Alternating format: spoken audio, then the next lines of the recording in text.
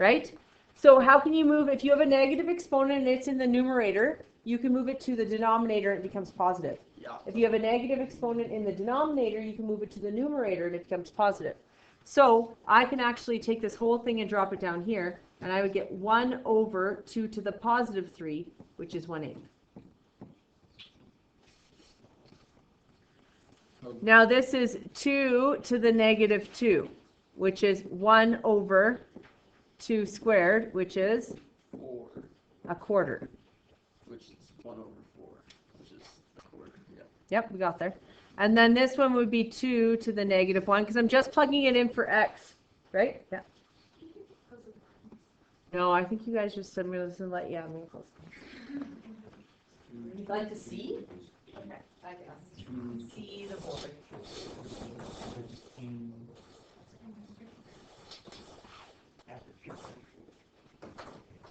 Oh my gosh, you rebels putting your markers up. Alright.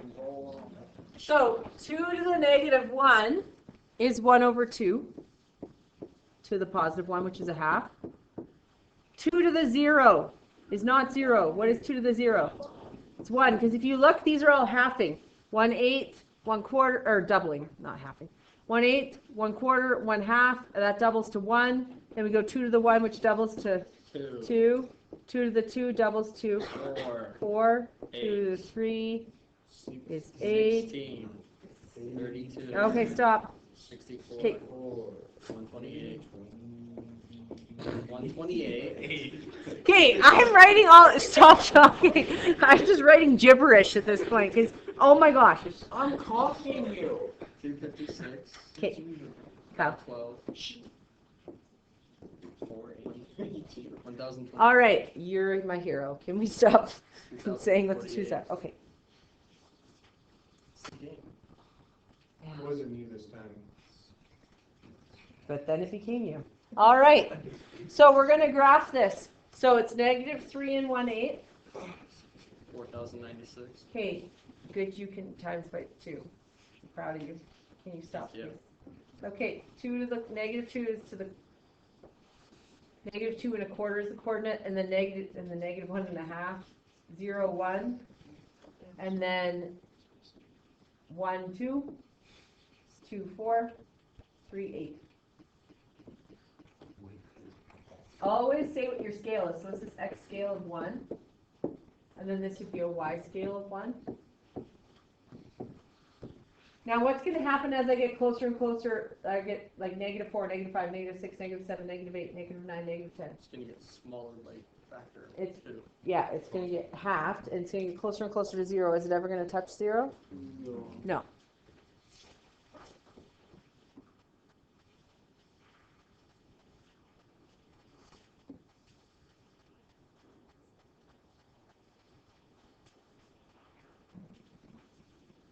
Right? The x-axis has something on it. It gets closer and closer to it, but it doesn't touch it. We talked about these last year in when we talked about reciprocal functions. There's a dashed line along the x-axis. Do you remember what this is called? Asymptote? Yes, it's an asymptote. So this is a horizontal asymptote because it is horizontal. I know, crazy thing. Horizontal asymptote.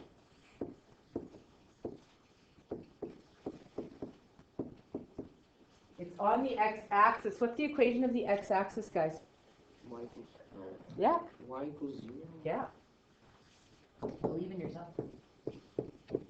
It's y equals 0 because all horizontal lines are y equals lines. And the thing that is equal to y on those lines is all zeros.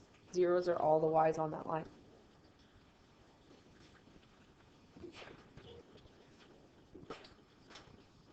Okay, what's the domain of this one?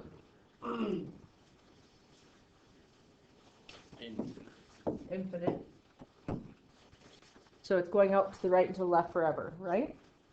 So my domain in set notation is x such that x is an element of the reals. And in interval notation, negative infinity, positive infinity. What's my range? y is greater than, or y is greater than 1, 0, y is greater than 0, Yeah. infinity. And y is nominally the reals. Yeah. So it's greater than 0. It's not equal to because we have asymptotes. So our exponential graphs will have asymptotes, and our log graphs will actually have vertical asymptotes because they're inverses of each other. So they will never, so if this one has a range of greater than 0, a log would have a domain of greater than 0 because they're inverses of each other, right? So remember, x becomes y and y becomes x with inverses. So the range for this one is y such that y is greater than 0. Y is nominally the reals. Do you think they'll have an equal to sign on some of these? No. They absolutely will. Because that's going to be common error, thinking that it's equal to, correct? Oh, what? I'm not looking at the answer. Oh, no. Yeah, they'll put an equal to sign in a multiple choice answer because you'll pick it when it can't be that because there's an asymptote. This one has a horizontal asymptote at y equals 0.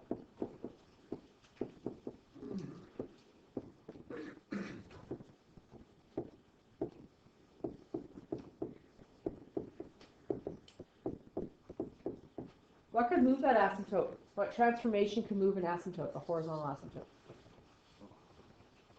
Reflection about the x-axis. Reflection wouldn't move it because that is the x-axis. What would move it? The inverse. No. What's going to move it? Horizontal goes this way. Vertical translation is going to be what moves it, right? Because if I stretch it vertically, it's not going to make that line wider. And if I reflect, it's on that spot. So the only thing that can move the asymptote is the vertical translation, moving it up or down. So actually, little side note for tomorrow, the horizontal asymptote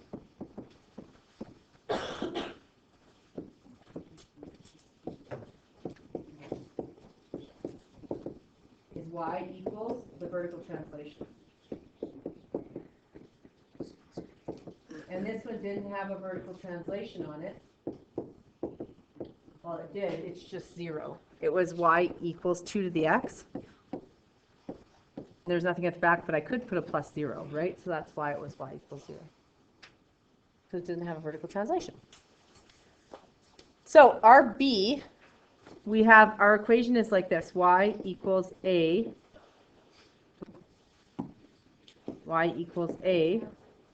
b to the x. This is our base of the function, right? This one was a 2, wasn't it? So what happened when I put in a 2? It went like this. It went from low to really high because it was doubling, wasn't it? It was doubling every time. So is it growing or is it decaying? Is it increasing or decreasing? Increasing. So if b is greater than 1, if this b value here is greater than 1, this is called an increasing exponential function.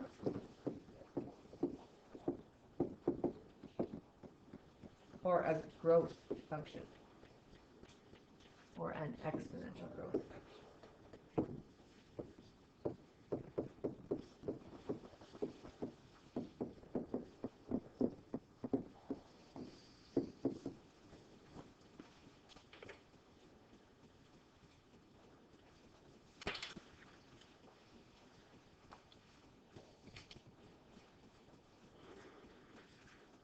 So if we're looking at equations in this format, y equals ab to the x, these would all be b's, wouldn't they? Technically? What is my a?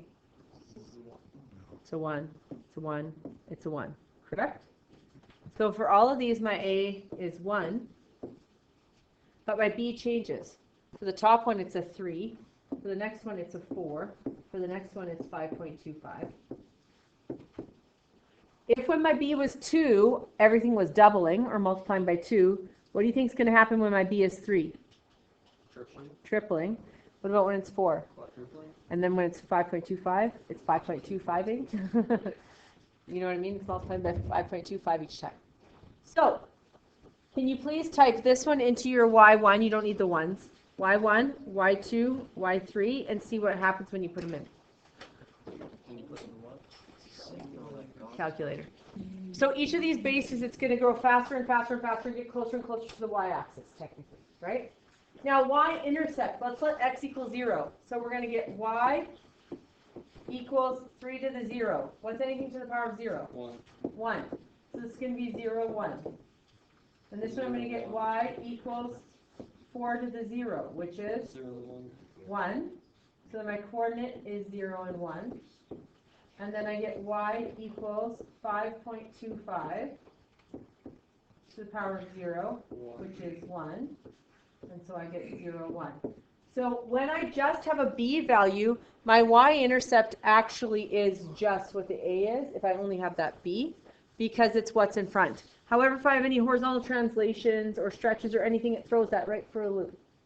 So the best way to find the y-intercept always is to just plug 0 in for x and solve for y every single time. Doesn't matter what unit we're in, right? If we're looking for x-intercept, we plug 0 in for y and solve for x. Doesn't matter what unit we're in. When we hear y-intercept, we should think x equals 0. When we hear x-intercept, we should think y equals 0 immediately. How did the bases affect the function? B is greater than 1. We have increasing. Exponential function.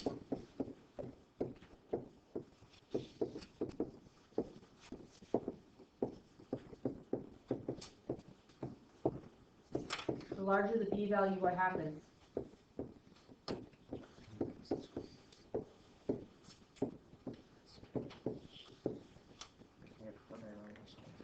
The larger the b value, what happens? The faster it grows, it increases, yeah.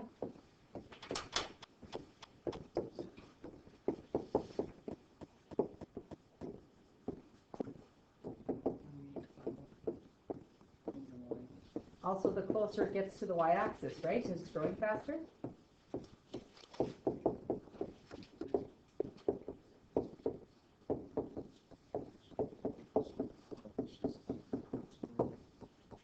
Yeah. When you're done that, we're going to flip over.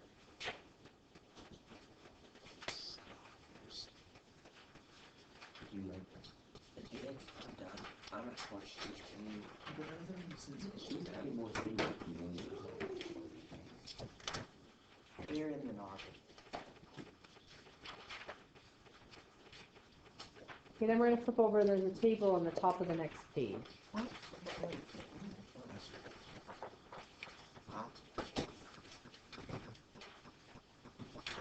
Fill out the table, please. So we're here. So what's the a value for this first one? 1. It's a 1, then a 3, 4, and 5.25. Is there an echo in the room, or is there a tile? All 2s and all 1s. Didn't even catch it. All right, cool. Value for b is 2, 2, 2, 2. The y-intercept is not all 1s. So Oh, yeah. we are doing y equals 2 to the 0, which is 1. So this one's 0, 1. And then 3. Okay, cut. Then we get y equals 3 times 2 to the 0. 2 to the 0 is just a 1. What did that do that?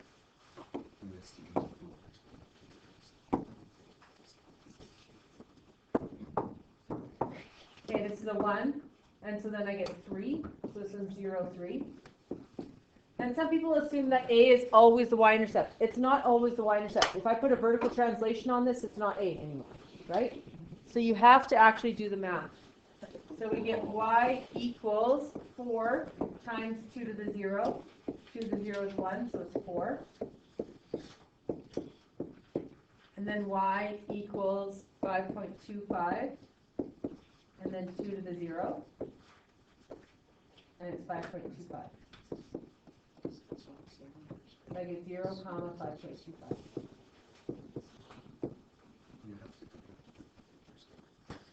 How do the different coefficients affect the function? If there's no vertical translations or anything on it, it would be the y-intercept, right?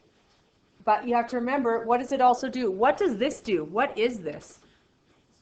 It's a vertical what? Vertical stretch. So if your normal y-intercept is at 0, 1, and all you have is a vertical stretch, yeah, it will be the vertical stretch, right? Because you're just taking 1 and multiplying it by that. That's why it results in the vertical translations. All right. So now we're going to look at a third. So this is y equals 1/3 to the x. So we get 1/3 to the -3. If you have a fraction to a negative exponent, what you can actually do is flip the fraction and it'll become a positive exponent. So this can actually be 3/1 to the +3, which is 27. Then this one I have 1/3 to the -2. Well, that's the same as 3/1 to the 2, which is 9. Then I have 1/3 to the -1, which is 3/1 to the -1, or to the +1, which is 3. Then I have 1/3 to the 0, which is 1.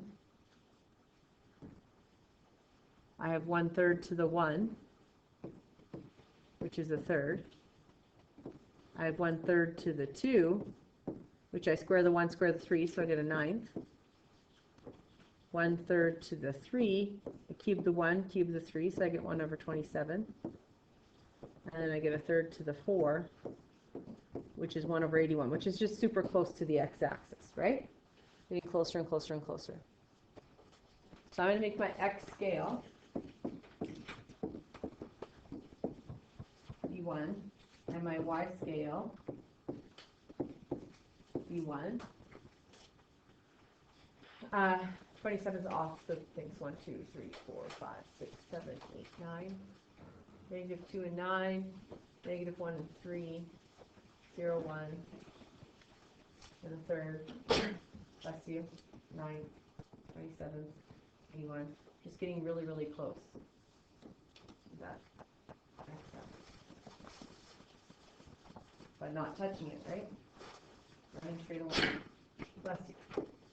And then once again, I have a horizontal asymptote.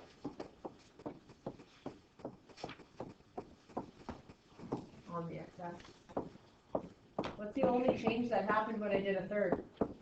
It got smaller than big. Yeah, it started out really big, and then I thirded every single thing. And as I'm thirding things, it's decreasing, isn't it? It's decaying, it's decreasing. I'm thirding all of the values. So, was it negative to make it decrease like that, though? No. It was values of between 0 and 1, which makes sense. If b is 1/2, is it going to get smaller if I'm halving everything? Yeah, if b is 1/4, it's going to half it slower, or it's going to quarter it slower, so it's going to decrease slower than halving, right? Half would decrease faster than 1/4. If I took 1/4 of something each time, or I take 1/2 of something each time, 1/2's going to decrease faster than 1/4, right? 3/4 would decrease faster than 1/2 because you're taking 3/4 of it each time. So the domain of this is x such that x and m in the reals, -infinity to +infinity. And the range is the same, y such that y is greater than 0, y is now in the reals, or 0 to infinity. I still have a horizontal asymptote at y equals 0 because I don't have any vertical translation.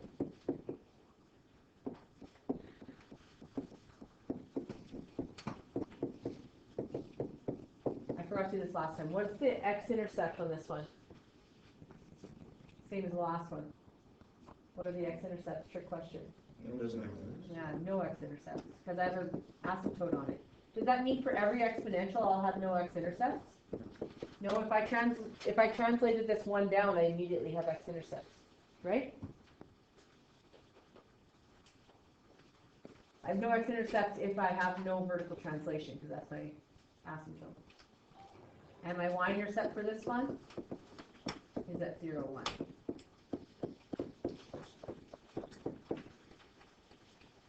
And then you're going to get, this is called a decreasing or an exponential decay.